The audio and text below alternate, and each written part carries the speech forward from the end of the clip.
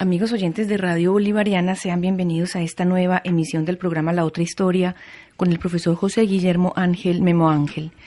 Profesor Memo Ángel, haremos hoy el capítulo número 33 de la serie Historia y Literatura, en esta ocasión con el libro Shogun de James Clavell, un libro que de alguna manera se podría leer haciendo si me permite el término, una metáfora, un paralelo con el descubrimiento de América. Entonces, qué bueno sería que usted nos cuente cómo, a partir de este libro, del cual también se hizo una película, libro que fue publicado en 1975, podemos leer la historia de América, pues, y de Europa. A ver, Shogun es uno de esos libros interesantes de los que se dedican a investigar qué pasó en el siglo XVI y XVII, aunque en el caso de James Clavell lo que él propone es más bien como mientras América es descubierta, qué otras zonas se quieren descubrir. Entonces él va a hablar en Shogun de Japón, que es una sociedad cerrada, y también va a tener un libro muy bonito, bonito no, pues como todas las conquistas son duras, que se llama Taipán, sobre la fundación de Hong Kong. Entonces aquí se van a dar varios asuntos. A mí me gusta mucho Shogun porque es como lo contrario a lo que se dice de Colón. Y uno se hace una pregunta, ¿qué le hubiera pasado a Colón si llega a una sociedad como la sociedad azteca de Yucatán, donde ya habían ciudades, jueces, militares, maestros, o sea, si llega a un imperio organizado? ¿Qué hubiera sucedido ahí? Porque Shogun es la historia de un capitán inglés, Blackthorne, que comanda un barco, o capitanea pues un barco, lleno de holandeses, en un siglo XVI donde ingleses y holandeses son herejes. Y en ese barco, que es maestro en el prólogo por la manera como narra una tormenta, y que vienen de saquear Chile, porque el siglo XVI y XVII es el siglo de los saqueos, de los ataques, de unos contra otros.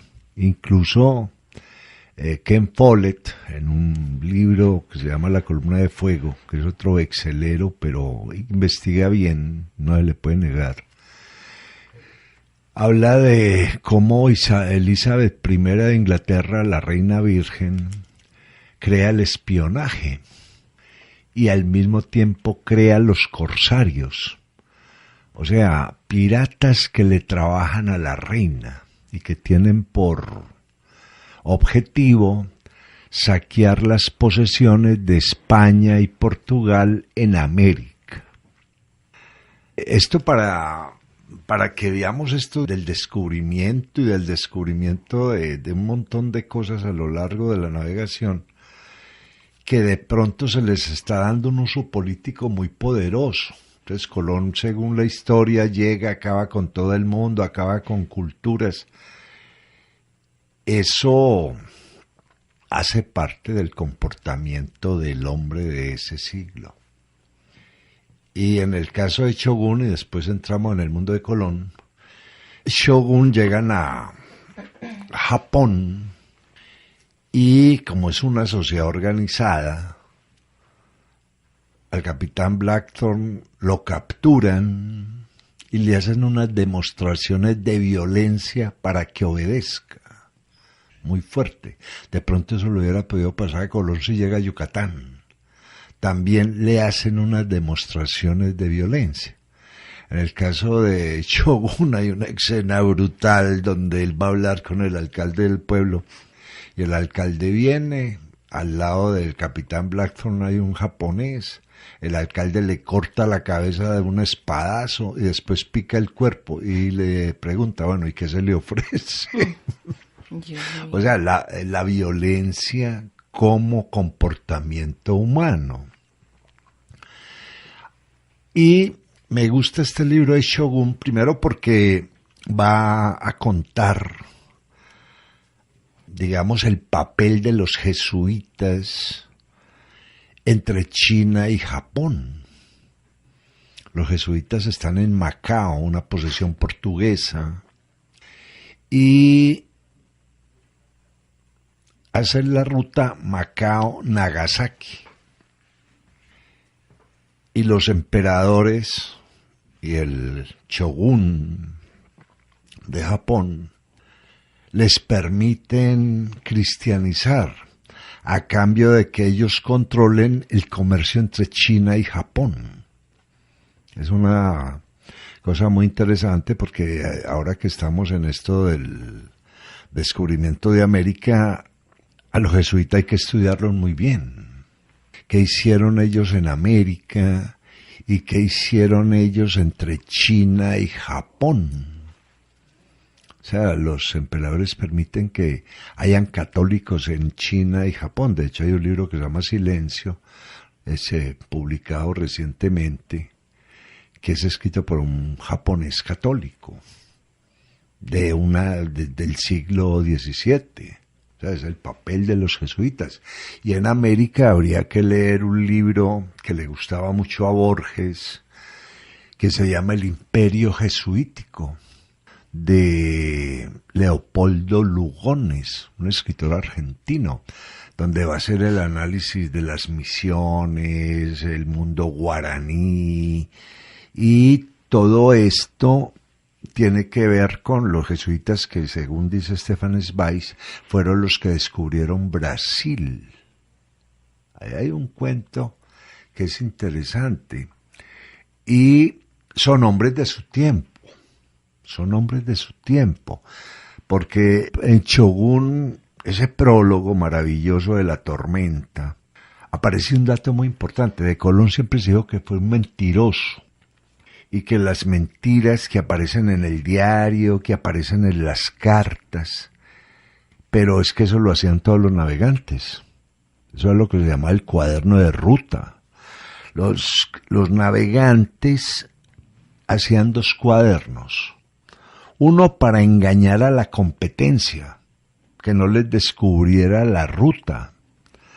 Y otro que hacían en secreto, para ellos seguir haciendo su propia ruta.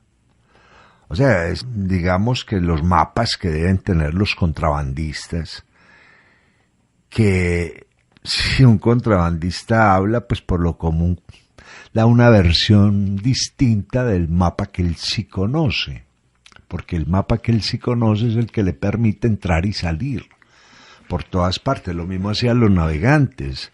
Entonces ahí había, en esos cuadernos de ruta, especificaban la distancia entre una isla y otra, la profundidad del mar, el color del mar, los vientos, las tormentas, las épocas en que venían las corrientes, pero el que mostraban lo falseaban.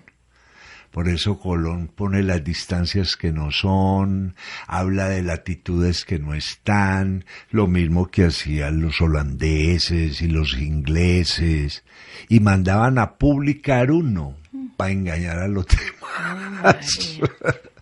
Entonces, a ver, aquí no estoy defendiendo a nadie, aquí se está hablando de un grupo de 3 siglos, donde el criterio humano es apoderarse de unos lugares y en esos lugares lograr un beneficio, pero al mismo tiempo engañar a los demás para que no encuentren esos lugares.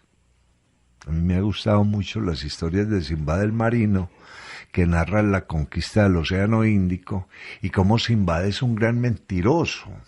Claro, para que no le descubran sus rutas de navegación y para que no le descubran sus rutas de comercio. Entonces, el caso de Shogun es estos holandeses y el capitán inglés que van a dar a Japón y allá los someten y los ponen a trabajar al servicio del shogun. Lo mismo le hubiera pasado a Colón, estoy especulando, si llega al Imperio Azteca, si llega a Yucatán, que además se equivocó por un grado de navegación, pudo haber llegado, los hubieran puesto a trabajar para los aztecas. María. Shogun es que como el rey. Sí, son unos grandes señores que ellos pues tenían un emperador, pero el emperador lo mantenían encerrado y ellos ejercían el poder. En el caso de Shogun hay un gran Shogun que se llama Toranaga, y Toranaga pone a trabajar a todo el mundo. Es que aquí usted llegó aquí, nos dicen que usted es un hereje, por lo tanto A trabajar. no vamos a respetar absolutamente nada. Y es el libro de la, digamos que de la violencia en el mundo japonés y también de la cultura y también del mundo, de esas sociedades, cómo se entiende el mundo. Por eso me gusta a mí este libro como para aclarar un poquito. Colón viene, entonces Colón miente como todos los navegantes mentían.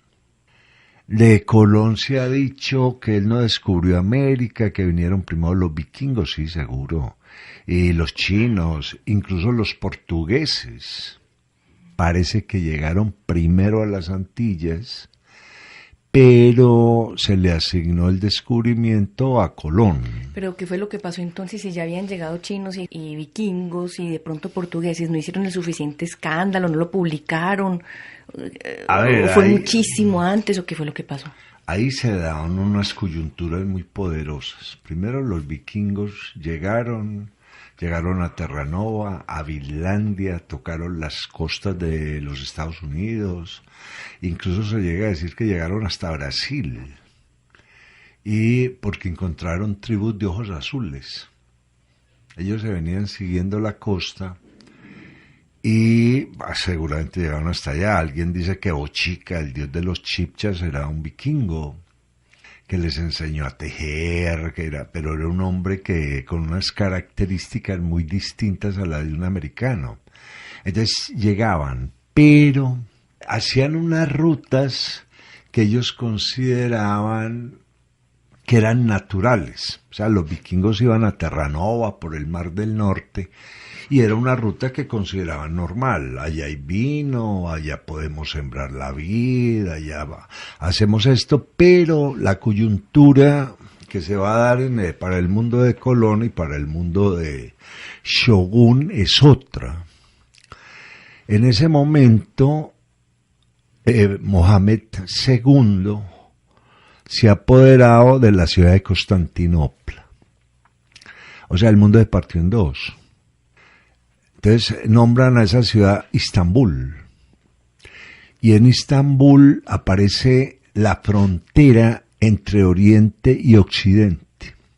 Habían unas rutas que los mismos portugueses, bordeando el África, habían llegado al Asia por especias, habían llegado al Asia por seda y habían llegado al Asia a negociar productos que llevaban los portugueses, que habían logrado en África. Ya se había conquistado las Islas Canarias con una violencia terrible, además, que las Islas Canarias se van a llamar Canarias por la cantidad de perros, pero no saben si era que los llevaban para atacar a los otros o si eran perros que estaban ahí, ¿cierto? Entonces, cuando aparece Mohamed II y aparece el Imperio Otomano, que va a durar de 1454 a 1920, las rutas de la seda, las rutas de las especias, la ruta de la perfumería, quedan en poder de los musulmanes. Entonces por ahí no va a pasar nadie, o paga unos impuestos espectaculares. Eso, por ejemplo, no le tocó a los vikingos, pero sí le tocó al mundo de Colón. O sea, hay que ir por especias. Hay algo que vale más que el oro y es la canela. Por eso después los cronistas van a encontrar aquí el país de la canela. O sea, tenemos que ir por incienso, tenemos que ir por azúcar, tenemos que ir por un montón de cosas. O sea, es que entonces ahí en ese mundo está Colón. Se va a dar otro, y es que ya el conocimiento de los mares está muy avanzado, muy avanzado. Y en ese momento de la reunificación de España con la caída de Granada, cuando ya la reina Isabel vence a Boabdil, el mundo hay que cristianizarlo. Hay que cristianizarlo, y eso lo tienen claro. O sea, hoy, si eso lo leemos desde ahora, nos hacemos muchas preguntas, pero en ese momento, en el siglo XV, XVI, eso es claro, es tremendamente claro. Hay un Dios y lo vamos a llevar donde sea. Por eso el Papa crea el Papa Alejandro VI el Tratado de Tordesillas y divide el mundo entre españoles y portugueses, que son los que van a llevar el catolicismo por fuera de Europa. Y ya eso se vuelve una especie de cruzada. Después Francisco I de Francia, Enrique VIII de Inglaterra van a protestar, pero muéstrenme el testamento de Adán, cómo así que el mundo... Y por eso empiezan ellos a atacarse también. Y eso, vayan, pirateen, saquen, quítenle a los españoles, quítenle a los portugueses. Bueno, eso es una... ¿Y el Papa por qué hace esa deferencia con españoles y portugueses y no incluye a Inglaterra, por ejemplo? Porque la reina Isabel y Fernando de Aragón acaban de catolizar, bueno, yo no sé si la palabra es correcta, volver católica, a España. La totalidad. O sea, es como el premio por haber... Es eso por un lado, y el otro como una, digamos, como una demostración de que el catolicismo es poderoso, porque acaba de echar a los judíos de España y acaba de vencer a los musulmanes. O sea, lo que no había hecho nadie, es que ni siquiera en las cruzadas. Los cruzados se tienen que devolver para Europa y no son capaces con Saladín pero la reina Isabel sí. Todo eso hay que verlo, claro. ¿Cierto? Y es la pasión por el avance. Fuera de eso, los vikingos nunca lo leyeron, los chinos nunca lo leyeron, no leyeron a Platón. Y la teoría de la Atlántida, mire que todavía hoy a Platón decimos, y lo dijo Platón y le creemos, y lo dijo Aristóteles y lo creemos, todavía hoy en día. Y Platón en dos diálogos, el Fedro y el Critón, hablan de la Atlántida, y hablan de las Islas Antillas, que después va a haber un montón de leyendas que le van a dar fuerza a eso. Y como todos los autores antiguos que no se tocan porque se creen ellos, son los clásicos, no se tocan. Hablan de un montón de ciudades maravillosas, donde el oro abunda, donde hay monstruos rarísimos.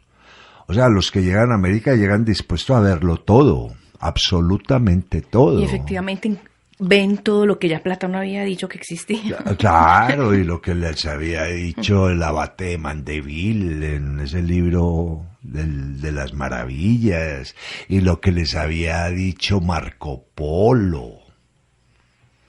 Es que eso lo tenían claro. Entonces, claro, como Europa se partió en dos, como a partir de Istambul, que es donde comienza el Oriente hoy en día. Mire cómo marcó eso, que para saber dónde comienza el oriente del mundo tengo que llegar a Istambul. Por eso Istambul es una ciudad mitad europea, mitad asiática. Y todavía hoy en día admitimos, el oriente comienza ahí. Y el próximo oriente es próximo a Inglaterra. porque hasta ahí había llegado el imperio inglés. Entonces todo eso es la coyuntura, hay que llegar por otro lado. Ya en ese momento hay teorías del mundo redondo, no esférico, redondo. ¿Qué diferencia hay? Porque yo puedo hacer un mundo redondo sobre un plano, puedo hacer una figura redonda. Usted coge un compás sobre un papel plano, traza y ahí hay un círculo redondo sobre un plano. Lo que todavía les costaba entender era que fuera una esfera, porque ya la esfera es redonda, pero con volumen. O sea, es redonda por todos lados. No. Ahí se admite la tridimensionalidad. Sí, claro. El círculo no admite tridimensionalidad. Fuera de eso, para ese mundo de Colón y de Shogun, es que todo eso lo tienen claro. Hay que estudiar cosmología para volverlo astronomía. Ya es la ciencia. Y con Colón se da otra coyuntura. De pronto los antiguos están equivocados. O sea, entonces Colón se vuelve el personaje por la coyuntura. El mundo se ha partido en dos, hay que buscar otra ruta a las Indias. Alguien dice, hombre, Colón siempre llegó a las Indias, es que nadie calculaba un continente, tiene que venir Américo Vespucci y decir, no, esto es otra cosa, ¿cierto? Ahora ellos llegan a las teorías que tenían sobre Catay y Zipango. Catay era China y tenían los mapas que de alguna forma habían hecho los portugueses y los jesuitas. Y Zipango era Japón, también con los mapas de los jesuitas. Ahora, Cuba se parece mucho a una parte de Asia, y llegamos a Catay, y llegamos a lo que dice Marco Polo. Por eso el libro de Marco Polo tiene acotaciones de Colón. Colón lo estudiaba, eso era ciencia en ese momento. Aparte de que Marco Polo otro mentiroso, ¿cierto? Porque él todo lo nombraba por miles, ¿cierto? Son 30.000 caballos, 70.000 platos de oro, 80, todo es por miles. Por eso el libro de Marco Polo se llama el libro del millón. Que a nosotros nos lo trajeron como el libro de las maravillas. No, pues el libro habría que traducirlo el libro de los por miles. El oro es una locura por miles, la comida, las especias, el gran Khan. Y el Papa le había dado a Marco Polo un permiso especial que se llamaba el régimen de cristianía. O sea, él iba a representar al Papa frente al Gran Khan. Y los cristianos se podían mover por todas partes, en este caso los católicos, bajo ese régimen de cristianía. Porque lo que le pasara a ese mensajero sería respondido por el Papa. De lo mismo pasa con Colón, ¿cierto? Y lo mismo con los reyes católicos. Por eso después los reyes católicos van a crear el patronato regio. Ellos van a nombrar a los frailes, a obispos, a un montón de gente frente al mundo nuevo. Pero es que ni siquiera se dan cuenta, llegaron a las Indias. Hay que esperar ya que aparezca Carlos V, Felipe II, para que esto sea, no encontramos un continente. Pero aún así, descubierto el Océano Pacífico, España sigue para las Indias. Por eso la conquista de Filipinas la hicieron con mexicanos. Pero es que tenemos que llegar allá y tenemos que llegar a las Indias. O sea, la idea no desaparece. Ahora, todo esto está dentro de unos patrones que se usaban en ese momento. Tenemos que buscar aliados. Entonces, cuando uno lee la primera carta de Colón a Santángel, a Luis de Santángel, que era el tesorero del rey Fernando, él le dice, mire, aquí los indios muy calmados, muy tranquilos, hacemos estos intercambios, les gustan esto, pero después se van a encontrar con otros que son salvajes, para ellos. Y aparece un teórico, y eso va a explicar buena parte de la conquista de América, aparece un teórico que se llama Juan Ginés de Sepúlveda.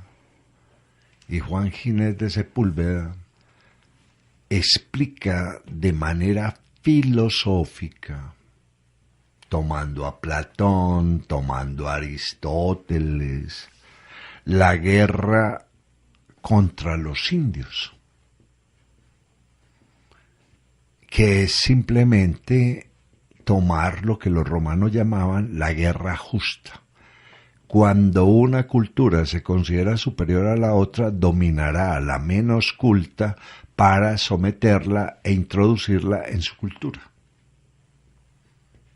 Entonces, para el momento en que llega Colón y que Shogun hace lo mismo, por eso leer a Shogun es leer el contra Colón, que le hubiera pasado a Colón, todos llegan primero a esclavizar. Hombre, que llegaron a esclavizar, sí, claro, lo que hizo la reina Isabel en España, es que esclavizaron a los de Granada, a los moros, y a un montón de musulmanes, y salieron y los vendieron. Eso era lo que pasaba en España. Es que eso no fue que se lo inventaron aquí en América. Nos metemos y donde haya gente joven nos la robamos y vamos y la vendemos. Eso les había enseñado la guerra. Porque parte del botín de la guerra son las personas. Porque capturan, en la Segunda Guerra Mundial, por ejemplo, capturaron rusos por montones, alemanes por montones, y nos los llevamos para los campos de concentración, y allá que los ponemos a trabajar. Esa gente tiene que dar resultados, ellos no van a sentarse y a que pase el tiempo, no, los vamos a poner a trabajar. A que produzcan. Claro, y eso lo terminamos de vivir. Ahora yo no sé qué habrá pasado en Irak, o cuando uno lee la esclavitud tan violenta de los japoneses en China, que va a narrar Mo Yan, por ejemplo, y estamos hablando del siglo XX. Parte del botín de una guerra es gente, no es que capturamos y nos llevamos los presos, no, van a trabajar, porque se tienen que mantener, tienen que ser rentables. Por eso es que yo creo que esto no se puede leer con tanto romanticismo, ¿cierto? No se puede leer con tanto romanticismo.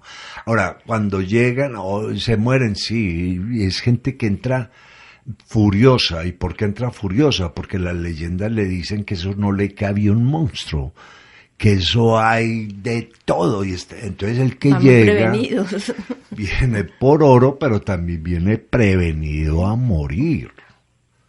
¿Cierto? Es como que alguien le dijera a otro, en Marte hay una gente furiosa, pero eso está lleno de coltán. Listo, vamos por el coltán, pero vamos armados hasta los dientes, porque es que esto no se puede tomar como una embajada de relaciones públicas. Es un hombre del siglo XV, XVI y XVII. Guerras por montones. Pues tanto que hay que parar incluso las guerras religiosas, con las guerras de Flandes, cuando aparece el Tratado de Maastricht y todo. No más, pues, paremos un momentico porque esto se nos está volviendo una locura. Y todas esas guerras se exportan, salen, porque hay un montón de gente que vive de la guerra. Ahora, cuando llegan aquí a América, uno se pregunta, hombre, Cortés, ¿cómo hizo para conquistar a México? 800 hombres se van a tomar un imperio como el Imperio Mexicano. No, Lo que pasa es que en el Imperio Mexicano la gente se traiciona, hay unos luchando contra otros, por eso se une a la Malinche y con las tropas de la Malinche se toma Tenochtitlán y después somete a Moctezuma. Pero no son 800 contra millones de pesos, imposible. Ahora si están divididos, sí, claro. El otro llega, enamora a la Malinche, que es una señora poderosa, les enseñan técnicas de combate español y venga, vamos por Moctezuma y por el oro que él tiene. Lo mismo va a hacer Cortés.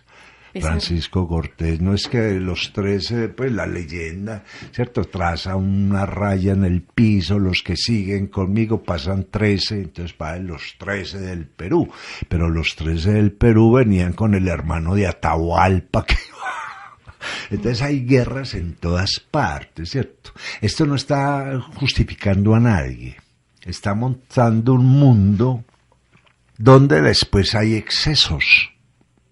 Muchos excesos.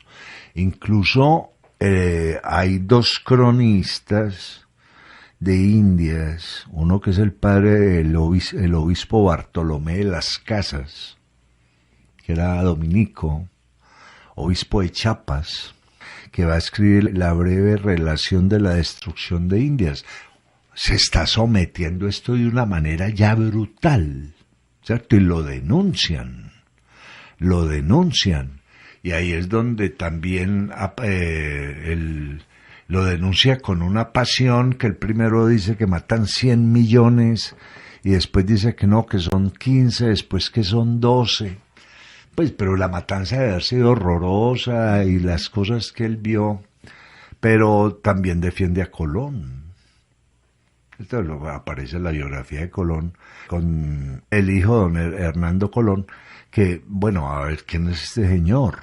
Pues, hombre, era un hombre de su tiempo, incluso un gran cronista como Pedro Mártir de Anglería, que escribió las crónicas para el Papa, en latín, dicen que fue el mejor periodista que tuvo la conquista de América, porque si bien es cierto que nunca vino a América, habló y supo preguntar a todos los que regresaban, y debía ser un tipo muy hábil, porque los mismos reyes católicos, a pesar de que Pedro Mártir de Anglería era italiano, lo envían a Egipto ante el sultán de Egipto, y de ahí vienen los gitanos españoles, que no son gitanos sino egipcios o egipciacos, para reemplazar a una clase media que habían expulsado, que eran los judíos, y el problema de la clase media de los moriscos, que eran los zapateros, los plateros, los tejedores, ¿cierto? Entonces Pedro Martínez de Anglería también hace otra biografía de Colón que vale la pena pues explorar. Él dice que era amigo de Colón. Ahora, estas leyendas negras, hay una que a mí me encanta, porque eso se lee como una novela, que es la historia del mundo nuevo, que además es muy acertada, porque la traducen como la historia del nuevo mundo. No, es el mundo nuevo. ¿Qué pasó ahí? ¿Qué nos pasó ahí? Entonces aparece un señor que se llama Girolamo Benzoni, que es un cronista maravilloso, porque parece que no existió, ¿cierto? O sea, eso es una cosa de locos, y uno lee el libro de Benzoni y uno sabe de él porque él lo dice, pero otros dicen que eso fueron los calvinistas, los luteranos, para desacreditar a España. Entonces crea aparece la guerra mediática, si se lo quiere llamar de alguna manera, narra las cosas más horribles. Pues es un viaje perfecto el que hace Girolamo Benzoni. Se equivoca en 2 o 3 bobadas cuando él dice que llegó a una ciudad en tal época, pero ya esa ciudad la habían destruido. Entonces, ¿cómo llegó allá si ya no existía? Pero entonces es una guerra por desacreditar toda la conquista, porque claro, toman el libro del padre de las casas. El padre de las casas va a decir, estamos conquistando en nombre de Dios y con el libre albedrío, pero los hombres no han sido capaces de cumplirle a Dios. Ay, de eso se pegan los calvinistas. No le están cumpliendo a Dios. Vea, entonces hacen esto, para poderse apoderar de las tierras. Claro. O sea, si fallaron estos que van en nombre de Dios, entonces nosotros vamos como a rellenar eso, pero lo rellenan a su manera, claro, asaltando, saqueando. De la misma manera. Sí, sí, claro, hay los únicos que tratan de hacer algo muy a fondo son los jesuitas con las misiones. Esas misiones que son las ciudades del sol, que era una utopía de Tommaso di Campanella, la ciudad del sol, que es una ciudad que no necesita gobierno, se gobierna a través de Dios. Y obviamente el rey las manda a quemar, como que se gobierna a través, entonces los impuestos, ¿qué? ¿Cierto? Entonces ese mundo es un mundo de, como dice el supuesto Girolamo Benzoni, que, como digo yo, es un cronista maravilloso porque seguramente no existió. Es un mundo nuevo. Es un mundo nuevo, donde la violencia, el mestizaje, todo eso va a marcar el mundo. El mundo. Es que, por ejemplo, todo el mundo habla de los chinos. ¿Y qué tal la mezcla de portugués y chino? Lleno. ¿Y qué tal la mezcla de portugués y japonés? Llenos. Empieza todo eso. Entonces, por eso es que es bueno, a ver, cuando uno se va a meter en este mundo tiene que buscar muchas fuentes. Y tiene que saber qué está pasando en el mundo en ese momento. Qué está pasando en términos militares, en términos políticos, en términos científicos. Porque es que a veces hay gente que coge a Colón y lo vuelve un bandido, pero es que Colón también descubre cualquier cantidad de cosas. Es el primero que descubre el plano inclinado magnético. O sea, sabía mirar el cielo y él dice, no, la brújula se mueve, la aguja se mueve, es porque esto tiene que tener algo más que lo atrae, o sea, no se trata de dejar la brújula quieta como hizo Magallanes, que les ponía cera a un puntico de cera al lado y lado para que la brújula no se moviera mucho. No, aquí pasa algo, entonces aparece la estrella polar que no está encima del polo, por lo tanto no es el norte. Y entonces, ¿cómo vamos a cuadrar las cartas de marear para no equivocarnos? Aparece la Cruz del Sur. Hay que saber navegar, conocer el mar. Es que todo eso lo sabe Colón. Ahora, que se lo enseñaron otros, seguro. La seguridad de Colón no viene de lo que él mismo cree. Él sabe que hablan del famoso piloto anónimo, que fue el primero que le dio la ruta a Colón, que llegó acá, le dio la ruta, los vientos, los colores del mar, las profundidades, todo eso se lo dio, sí, el Inca Garcilaso de la Vega es el primero que nombra ese piloto ya con nombre, y lo nombra Alonso Sánchez de Huelva. Seguro, todos aprendían de todos. Ahora, cuando a este se le ocurre la ruta a la IC, entonces Colón hace eso, lo mismo que hicieron los holandeses de Shogun, era por la ruta al Japón, para ellos solos. Y eso es lo bonito de lo que hace James Clavell. A ver, esta gente se integra a esa cultura, porque lo sometieron, como llegaron a ese imperio que estaba organizado, lo sometieron, se integran a esa cultura, pero se quedan ya con la ruta, que solamente la conocían los portugueses. Claro. Entonces ahí, a ver, hay que hacerse muchas preguntas. Los aborígenes americanos son sometidos, pero al mismo tiempo traicionan a su propia gente en el sometimiento. Son grupos que van unos contra otros, ¿cierto?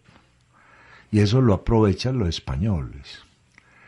En esa conquista viene gente muy violenta, pues no es sino ver, pues, los grabados de Guamán Poma de Ayala, los dibujos, las torturas, esto, la cosa tan miedosa que sucede ahí, pero también vienen un montón de sabios, viene un montón de gente, viene, por ejemplo, Cárdenas, que es uno de los que más se interesó en la flora de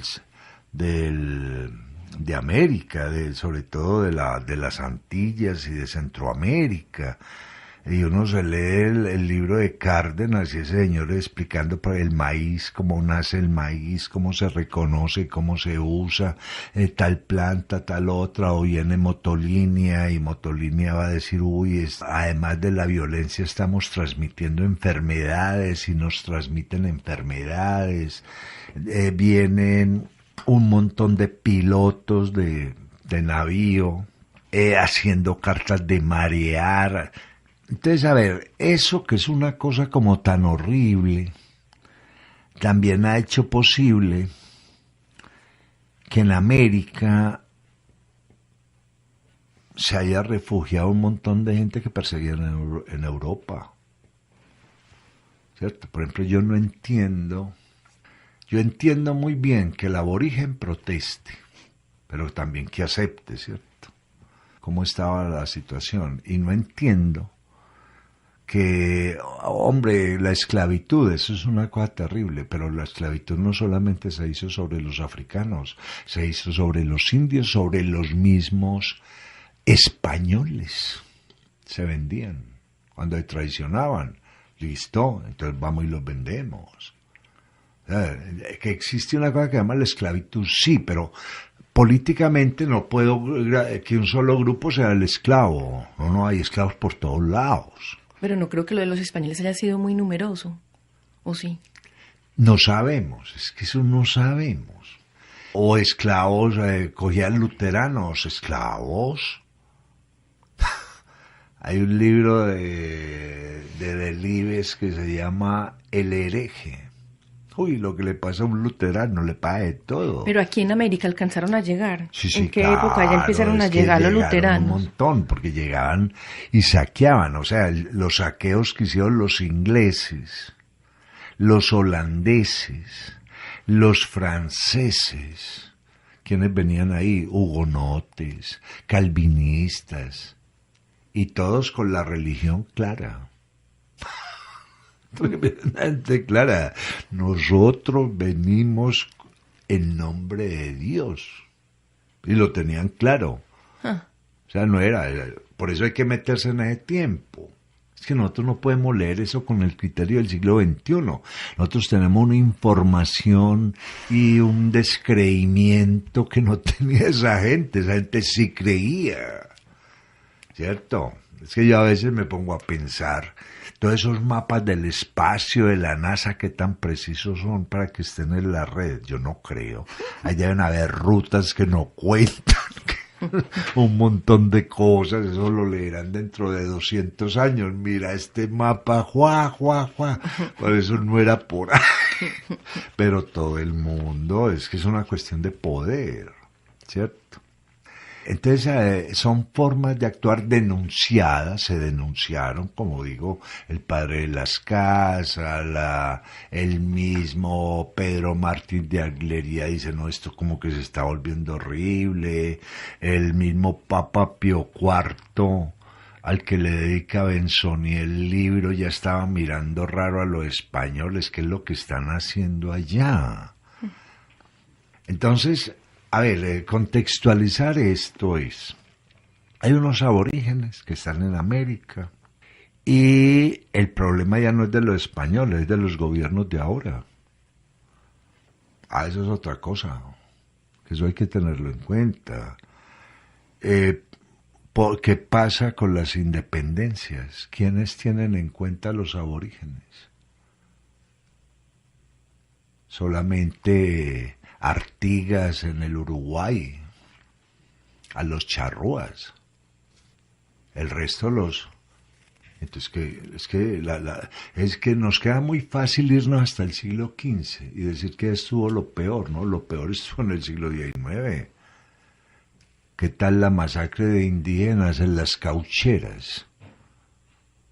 los de la Casa Arana, la explotación.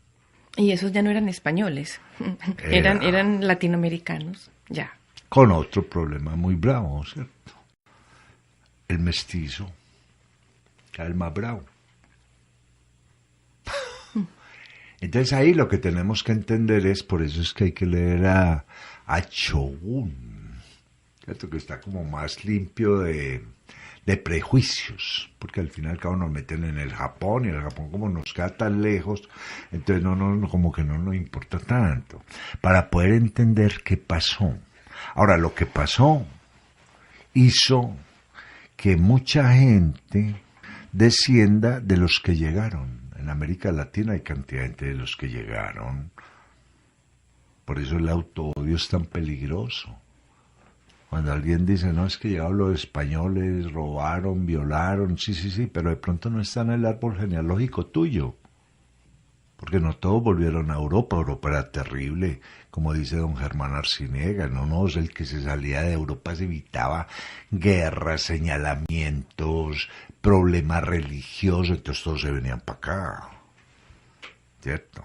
Pues ahí hay que tener, hay una lectura de la historia, pero esas lecturas de la historia hay que confrontarlas permanentemente. Porque si no estamos haciendo historias, si no oficiales, otras que son peores, historias políticas, para aprovecharme de unos acontecimientos y empezar a señalar a otro. Y entonces son historias muy emocionales, ¿no? La historia es completamente fría. Es que un historiador tiene que ser como un investigador de bacterias, ¿cierto? Se sienta a mirar por el microscopio qué es lo que hay ahí, mira esta bacteria como hay, come esta otra, eso produce esto, hay unas que no son malas, hay otras que son malísimas, hay unas que esto, pero a través de la emoción no podemos seguir leyendo esto, creo yo, porque ya, pues me imagino, incluso algún oyente, vea este bobo de lo que está hablando, ya se afloró la emoción. Porque uno muchas veces, hay gente que se ofusca y bueno, hablemos primero de las fuentes en las que usted se basa. Ah, no, fuentes no hay, es que eso fue... No, estamos entonces creyendo lo mismo que creían cualquiera, eso no, para eso hay documentación. Y hay de todo, a favor, en contra. Hay un cronista de Indias que es muy interesante, que es Fernández de Oviedo. Y Fernández de Oviedo dice, no, todas las conquistas, desde que yo he leído todos los libros, eso son a través de la violencia, porque voy a someter al otro. Es que no conoce la primera conquista donde la gente se abraza en la frontera. Ninguna. El uno entra y barre con el otro. Es parte de la crueldad humana. Yo creo que la historia nos está enseñando ojo, no seamos más crueles, no seamos más mentirosos, no seamos más hipócritas. ¿Cierto? Esto es lo que nos pasa. ¿Dónde está la fraternidad entre los seres humanos? Entonces cualquiera de esas conquistas, todos esos 3 siglos que nos marcan y que pareciera que nos amargaran, porque todo el mundo dice que aquí no llegaron sino ladrones, pícaros. Bueno, primero entonces estamos descendiendo de ellos. Si usted no es americano, si usted no es aborigen, si usted no habla una lengua indígena, a usted desciende de otros, ¿cierto? Hay unos que los trajeron a la brava, los esclavos de África sí, los trajeron a la brava. ¿A quiénes los vendieron? Los portugueses. ¿Y a quiénes les compraban los portugueses? A los mismos africanos. Ahí era donde llevaban al otro. Nunca se habla de la cantidad de esclavos que vendieron en los países árabes, que eso era el negocio más fuerte, no por los que llevaban acá. Y eso ya se lee desde las Mil y una Noches. Cierta cantidad de africanos por Damasco, por Samarcanda, por donde usted quiera, vendidos. El que le ganaba una guerra a otro, se llevaba a la gente y la vendía. Entonces todo eso hay que empezar a estudiarlo en forma, ¿cierto? qué sucede ahí, qué fue lo que realmente pasó, cómo se configuran otras culturas a través de los encuentros violentos, porque esa ha sido la historia de la humanidad. Todo encuentro de uno que no conoce al otro es tratar de someter al otro. Y eso lo deja uno muy, muy asustado, pero también uno se hace la pregunta, ¿yo cómo he sido capaz de salir de toda esa violencia? Es una cosa interesante, porque así como el hombre es tremendamente violento, es capaz de ser tremendamente bondadoso. Somos los únicos animales que hacemos eso. Pasamos de un extremo al otro. Y ahí estamos. Entonces ahora aceptar esto es aceptar. Estamos en América y todos tenemos que admitir al que sea como americano. Por eso a mí me encanta la política de los argentinos. Aquí no hay indios, hay argentinos. ¿Quieres ser argentino? No hay problema. Esa es una buena política, pero si estamos excluyendo al otro, lo estamos volviendo minoría, no sé qué, eso me parece que seguimos en el mismo problema que no hemos sido capaces de resolver. Hemos llegado al final del programa La Otra Historia con el profesor José Guillermo Ángel Memo Ángel, quien en esta oportunidad ha hecho el capítulo número 33 de la serie Historia y Literatura, hoy con el libro Shogun de James Clavell.